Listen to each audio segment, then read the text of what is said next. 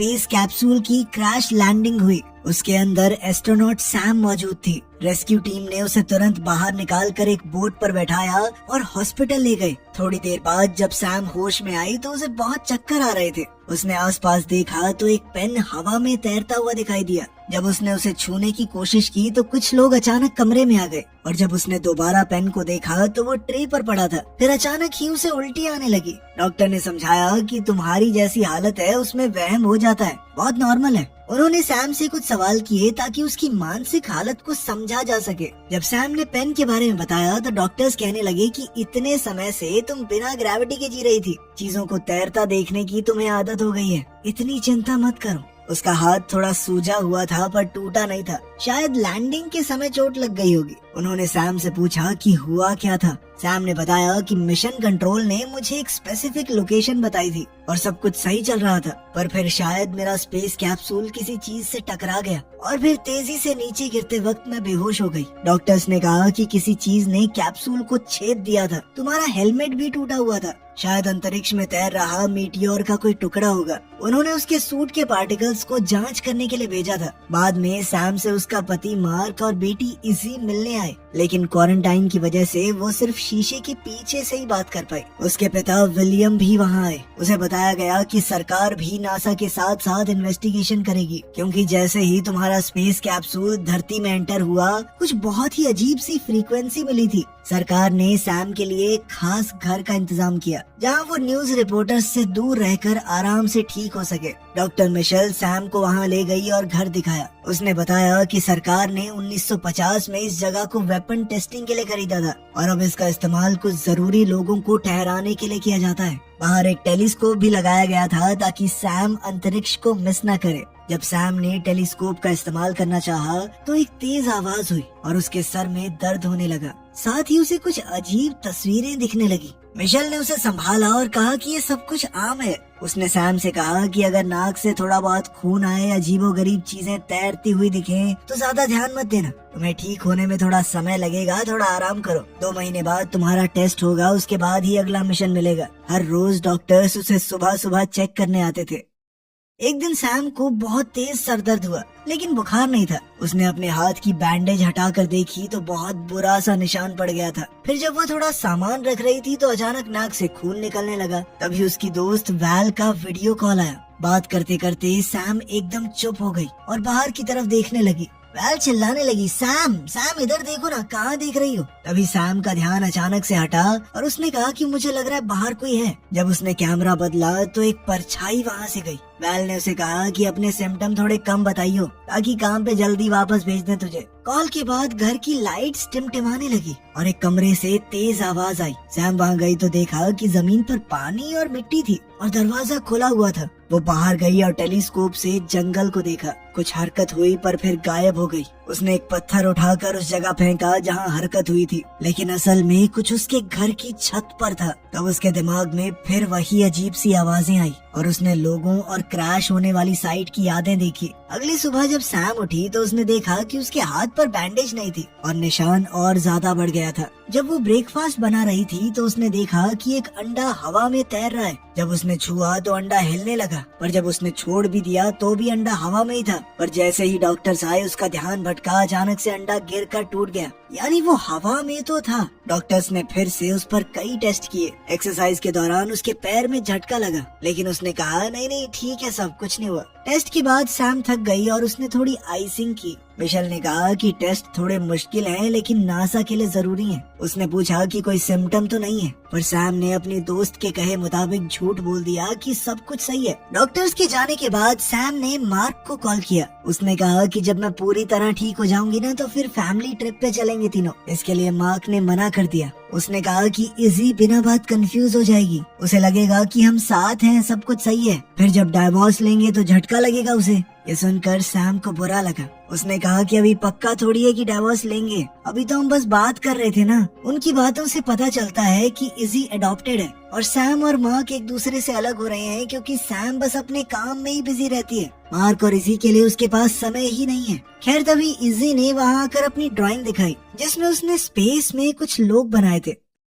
बाद में सैम को जंगल में घूमते हुए फिर वही तेज आवाज सुनाई दी। उसे ऐसे नजारे दिखने लगे कि कुछ लोग उसे ढूंढते हुए आ रहे हैं। जब सब कुछ शांत हुआ तो उसे जमीन के नीचे एक तार मिली। वो उसके साथ साथ चलती गई तो एक पत्थर तक पहुंची। जब उसने पत्थर को उठाया तो समझ आया कि वो नकली है। उसके अंदर एक कैमरा लगा हुआ था। वो और तारों को फॉलो करने लगी तो बहुत सारे कैमरे थे। ये सब देखकर वो थोड़ा घबरा गई और वापस जाने लगी, लेकिन फिर अचानक उसका पैर अटक गया और वो नीचे गिर पड़ी। फिर सैम अपने बेड पर होश में आई। उसके सर में दर्द हो रहा था, बालों पर खून लगा हुआ था। तभी उसने देखा कि बाहर कोई है। जल्द ही एक आदमी उसके कमरे में आया। उसने कहा कि उन्होंने सैम को बाहर जख्मी हालत में पाया तो उठाकर अंदर ले आए। सैम ने उससे पूछा, तुम हो कौन? तभी पीछे से सैम के पिता विलियम वहाँ आए। उन्होंने सैम को बताया कि जब मैंने घर को खाली देखा तो सर्च टीम को भेज दिया था। साथ ही उसने सैम को डांटा कि तुम आराम नहीं कर सकती। सैम ने कैमरास के बारे में पूछा तो विलियम ने बताया कि नासा को घर की सारी डिटेल नहीं बताई मैंने। इस घर में जगह जगह पर खुफिया कैमरे हैं। फिर उसने सैम को एक छुपा हुआ कमरा दिखाया जिसका रास्ता फर्नीचर के पीछे से जाता था।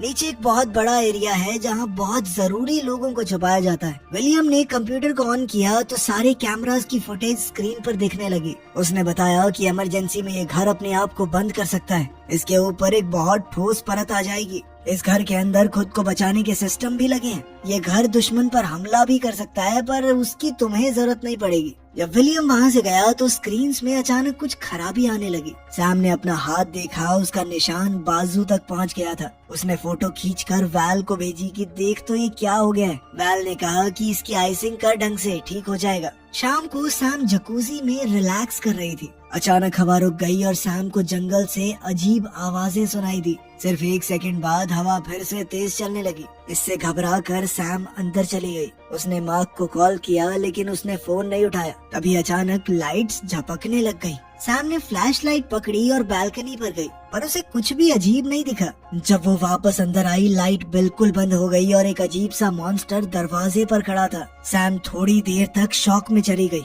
जब उसने दोबारा देखा तो मॉन्स्टर वहाँ से गायब था। लाइट दोबारा ऑन हो गई और सैम ने दरवाजा खोला। उसने हाथ में टॉर्च लेकर इधर उधर देखा पर कुछ भी नहीं मिला। सैम वापस अंदर गई और अलार्म को एक्टिवेट करके दरवाजा लॉक कर दिया। बेडरूम की तरफ जाते वक्त घर की एआई ने अनाउंस किया कि कोई घर के अंदर घुस गया है और लॉकडाउन शुरू हो गया।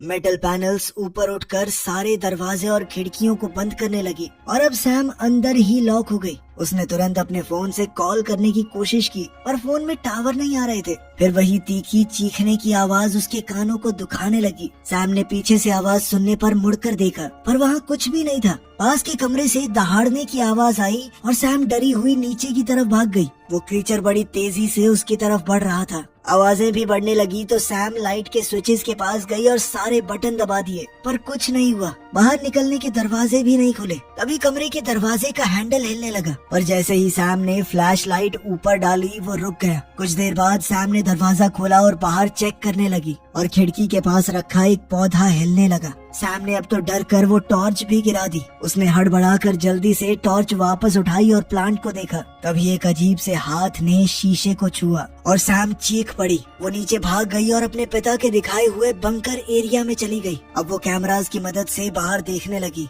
पहले वो स्क्रीन्स नहीं चल रही थी पर फिर उसने सही स्विच को ऑन किया। एक कैमरा से उसने देखा कि वो क्रीचर बाहर घास पर बैठा है। लाइट्स फ्लिकर हुई और वो क्रीचर अचानक से गायब हो गया। अचानक सैम फोन की घंटी से जाग गई। उसे समझ आया कि वो कंप्यूटर डेस्क पर ही सो गई थी। वो ऊपर भागी। विलियम और उसकी टीम वहाँ पर थी। सैम ने बताया कि जनरेटर में कुछ इश्यू लग रहा है। विलियम ने बताया कि हाँ, मुझे पावर कट के बारे में पता चला। मैंने अपने लोगों को काम पर भेज दिया है। फिर सैम ने उसे अकेले में बताया कि कोई क्रीचर है इस घर में, जिस पर विलियम ने कहा कि मैं सिक्योरिटी फुटेज चेक करूंगा। खैर फिर सैम के टेस्ट दोबारा शुरू हुए। मिशेल ने उसके घाव देखे और कहा कि ये नॉर्मल घाव नहीं लग रहे, मैं तुम्हारे लिए एक्सरे का अपॉइंटमेंट लेती हूँ। कुछ समय बाद मार्क और इज़ी सैम से मिलने आए। विलियम अपनी पोती के साथ वक्त बिता रहा था। तब मार्क और सैम जंगल में कुछ प्राइवेट बात करने गए। सैम ने मार्क को बताया कि मैंने एक क्रीचर को देखा जो इस दुनिया का नहीं है। वो सोच रही थी कि शायद वो एक एलियन को साथ ले आई है। क्योंकि उसका मिशन सिग्नल स्पेस में भेजना था।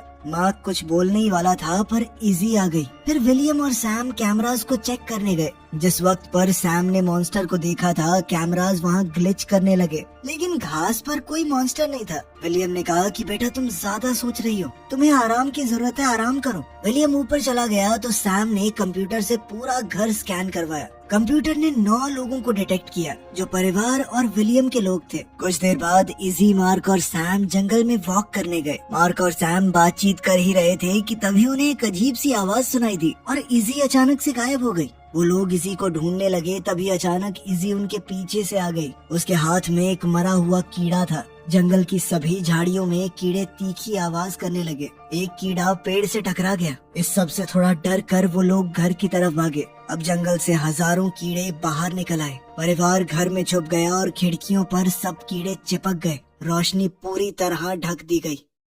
थोड़ी देर बाद कीड़े चले गए और खिड़कियों का शीशा बहुत चिपचिपा हो गया, लेकिन खिड़कियों के नीचे बहुत सारे कीड़े मरे पड़े थे। सफाई की टीम आ गई और नासा के ऑफिसर ने कहा कि ये चीज आम तो नहीं लग रही। सैम ने लैब से अपने कैप्सूल टेस्ट की अपडेट पूछी, लेकिन रिजल्ट अभी आए नहीं थे। मार्क और इजी अभी के लिए वहाँ से चले गए, पर मार्क ने कहा कि मैं रात को आऊंगा। फिर सैम को अपने पैर में कुछ अजीब सा लगने लगा। जब उसने जूता उतारा तो उसके नाखून से खून आ रहा था। बाथरूम जाकर उसने अपने मोजे उतारे तो देखा कि घाव पूरे पैर तक पहुँच चुका है। जैसे ही उसने नाखून को छुआ तो वो निकल गया और वो चीख पड़ी। उसने अपने पैर पर बैंडेज बांधी और बर्फ से थोड़ा सेका। अब लाइट्स फिर से झपकने लगी तो सैम ने एक टेबल दरवाजे के आगे लगा दिया। उसने इंटरनेट पर अजीब कीड़ों की घटनाओं के बारे में देखा। वहाँ उसे फोटोज में कुछ लोग दिखे जिनके शरीर पर बिल्कुल उसके जैसे निशान थे। उसे लगने लगा कि कुछ तो उसकी कमर पर रेंग रहा है, तो वो बाथरूम की तरफ भागी। शीशे में देखा तो हथेली से होते हुए वो घाव कंधे तक आ चुका है। लाइट्स फिर से झपझपाने लगी तो सैम अलार्म एक्टिवेट करके नीचे भागी। अजीब सी आवाजें हर जगह सुनाई दे रही थी। तभी मार्क का कॉल आया। उसने कहा कि वो आ रहा है। सैम ने पूछा कि क्या वो एक अच्छी माँ है। ये सुनकर मार्क थोड़ा कंफ्यूज हो गया। Lights bar bar on off हो रही थी और एआई ने कहा कि लॉकडाउन शुरू हो गया है। सैम ने मार्क को बताया कि घर के अंदर कुछ है। आवाजें और पास आने लगी। सैम बंकर की तरफ जा ही रही थी कि तभी उसकी कमर में बहुत तेज दर्द होने लगी और वो दर्द से करहा कर गिर पड़ी। वो सीढ़ियों से गिरती हुई नीचे तक पहुंच गई। उसके हाथ में चिपचिपी जेल जैसी कोई चीज लग गई। उसने देखा कि उसका फोन भी टूट गया है। ऊपर से आवाजें आ रही थी तो सैम कंप्यूटर के पास गई। कंप्यूटर स्कैन ने बताया कि घर में उसके अलावा एक आदमी और है। कैमरास में गड़बड़ होने लगी और वो मॉन्स्टर घर के अंदर दिखा। सैम ने स्क्रीन्स बंद कर दी। कंप्यूटर ने दोबारा स्कैन किया और बताया कि ऊपर वाले फ्लोर पर 2 लोग हैं। सैम ने और बटन्स दबाए और सीलिंग से धुआं निकलने लगा। वो किचन की तरफ गई और फिर आवाजें वहीं आ गई। वो डर के मारे फर्नीचर के नीचे छुप गई और ओवन की परछाई में मॉन्स्टर को देखा।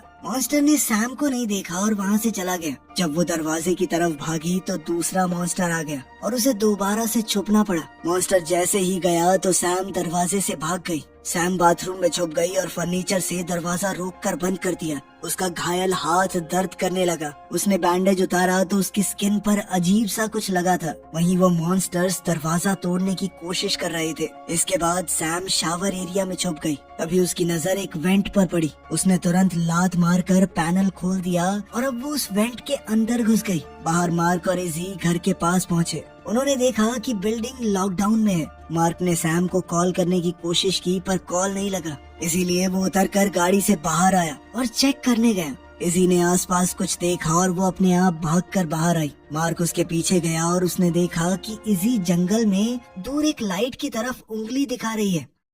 उधर सैम वेंट से होती हुई वापस कॉरिडोर में आ गई और जल्दी से सीढ़ियां चढ़ने लगी और एक मॉन्स्टर ने उसका पैर पकड़ लिया और वो गिर गई। थोड़ी लड़ाई के बाद सैम ने उस मॉन्स्टर का पंजा लात मारकर हटा दिया और फिर जल्दी से वहाँ से भागी। सैम दीवारों के बीच से एक और जगह में छुपकर चली गई। उसके शरीर पर वो निशान तेजी से चमकने लगे। कुछ देर बाद उसे एक सीढ़ी मिली और वो उस हैच से निकलकर जंगल में आ गई। जब वो पेड़ों के बीच भाग रही थी तो उसके पूरे शरीर पर मौजूद निशान चमकने लगे। दुनिया भर की खतरनाक आवाजें सुनाई दे रही थी, लेकिन उसे अपने परिवार की आवाज नहीं सुनाई दी जो उसे ढूंढ रहे थे। रोड के पास ही विलियम अपनी पूरी टीम और हथियारों के साथ आ गया। उसने उन्हें याद दिलाया कि वो लोग एक इंटेलिजेंट चीज का सामना कर रहे हैं। उसने कैमरास पर सब देख लिया था और अपनी टीम को समझाया कि ये जो भी जीव है ये जानवर नहीं है कोई, वो जीव बहुत समझदार हो सकता है। अब फौजियों ने घर का बाकी हिस्सा चेक किया और विलियम बंकर तक गया जहां उसने सब कुछ बिखरा हुआ देखा। जंगल में सैम जमीन पर गिर गई और मॉन्स्टर्स की आवाजें और करीब आई तो सैम उनसे अपनी जान की भीख मांगने लगी कि प्लीज मुझे छोड़ दो। अचानक एक क्रीचर ने उसके मुंह को हल्के से ऊपर उठाया और उसकी तरफ प्यार भरी नजरों से देखा। उस जीव ने अपनी भाषा में पूछा कि क्या तुम मुझे समझ सकती हो।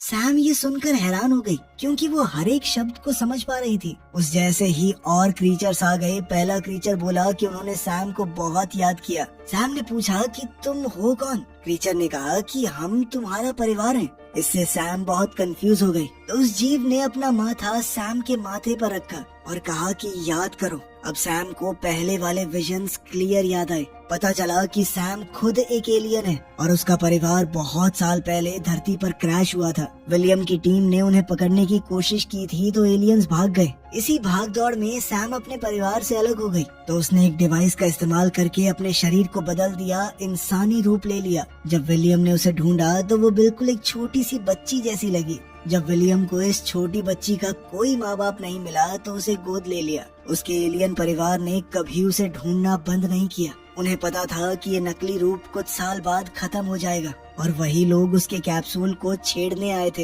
वर्तमान समय में मार्क और इजी जंगल में सैम को एलियन से घिरा हुआ देखते हैं। इजी अपनी माँ का चमकता हुआ शरीर देखकर थोड़ा डर गई। सैम ने इजी को भरोसा दिलाया कि कोई तुम्हें नुकसान नहीं पहुँचाएगा। तभी विलियम वहाँ आ गया। उसने बताया कि मैं तो हमेशा से जानता था कि तुम क्या हो। उसने जानबूझकर सैम को एक एस्ट्रोनॉट बनाया और फिर उसे उस खास मिशन पर भेजा ताकि उसे देखकर उसका पूरा परिवार वहां आ जाए। अब वो सभी एलियंस को एक साथ पकड़ना चाहता था तो उसने अपनी टीम को कॉल किया। विलियम ने सैम से कहा कि अपने साथियों को बोल दो सरेंडर करने के लिए, लेकिन सैम ने मना कर दिया। जब विलियम ने बंदूक निकाली तो मार्क ने उसे जमीन पर गिराकर 2-3 मुक्के मार दिए। तभी सैम का इंसानी शरीर खत्म हो गया और वो पूरी तरह अपने एलियन रूप में आ गई। फौजी करीब आ रहे थे तो मार्क ने सैम से कहा कि अपनी जान बचाओ, भाग जाओ यहाँ से। इजी ने अपना हाथ बढ़ाया तो सैम ने अपने पंजे से उसका हाथ छुआ। फिर सैम अपने एलियन परिवार के साथ जंगल में भाग गई। जब तक फौजी वहाँ पहुँचे वो एलियंस एक बहुत ही चमकदार स्पेसशिप में पृथ्वी को छोड़कर भाग चुके थे।